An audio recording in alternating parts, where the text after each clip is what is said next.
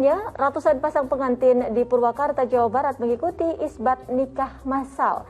Mereka isbat nikah lagi lantaran belum memiliki dokumen kependudukan.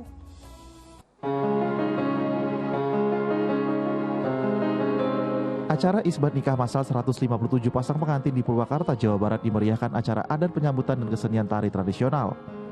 Dengan riasan dan busana pengantin, para peserta yang belum memiliki dokumen kependudukan tampak sumringah.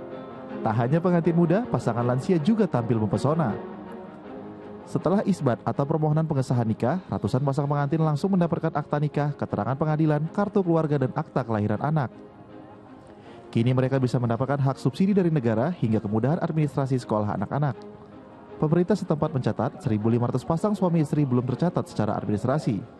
Hal itu disebabkan faktor ekonomi dan tradisi di lingkungan masyarakat. Kita sudah melaksanakan MOU dengan pengadilan agama tentu saja, walaupun memang dari target 500 hari ini hanya bisa dicapai 157. 1.500 pasangan yang sudah terdaftar akan diprioritaskan dalam isbat nikah massal tahun depan.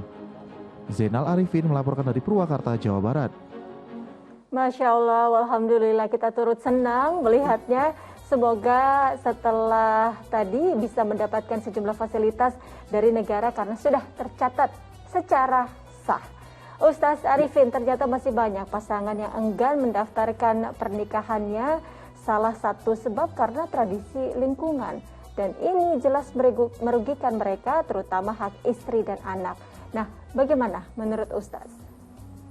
Begini, memang betul itu merugikan ya. Nah, sebagian orang ada yang berpendapat begini, Mbak Utri ya.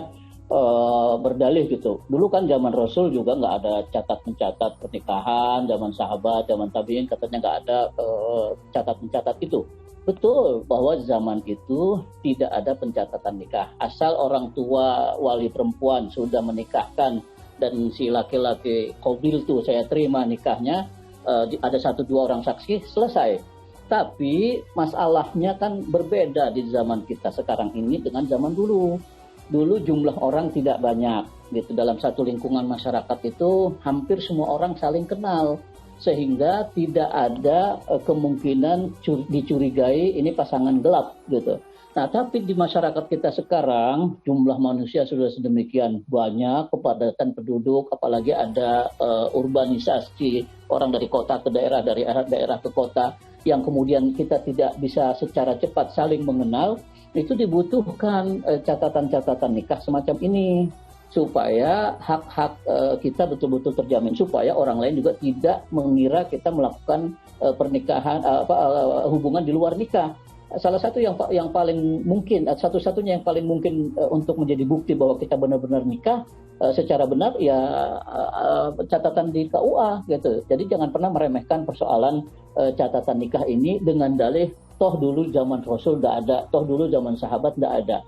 Tidak adanya saat itu bukan berarti kemudian ini tidak boleh, gitu. Pencatatan itu tidak boleh.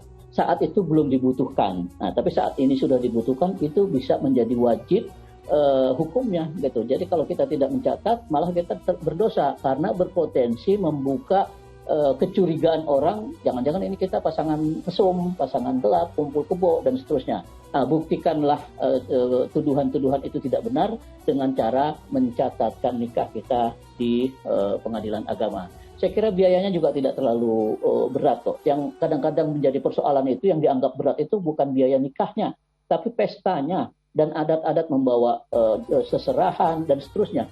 Kalau nikahnya sendiri biayanya murah sekali, dan kemudian akad nikah menurut agama, mahar yang ditentukan oleh agama, juga agama malah tidak boleh menentukan mahar yang berat-berat.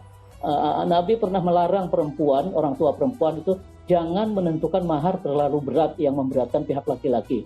Nah, itu semuanya ringan. Yang membuat berat itu biasanya adat istiadat kita, harus ada pesta, harus ada makan minum, harus motong sapi, kerbau, dan seterusnya. Nah, itu yang bikin berat. Kalau nikahnya saja sederhana lalu dicatatkan, insya Allah saya kira ini biayanya nggak terlalu mahal.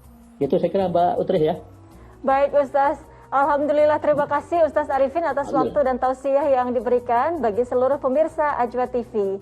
Sehat selalu Ustaz. Assalamualaikum warahmatullahi wabarakatuh. Waalaikumsalam warahmatullahi wabarakatuh. Makasih Mbak Utri.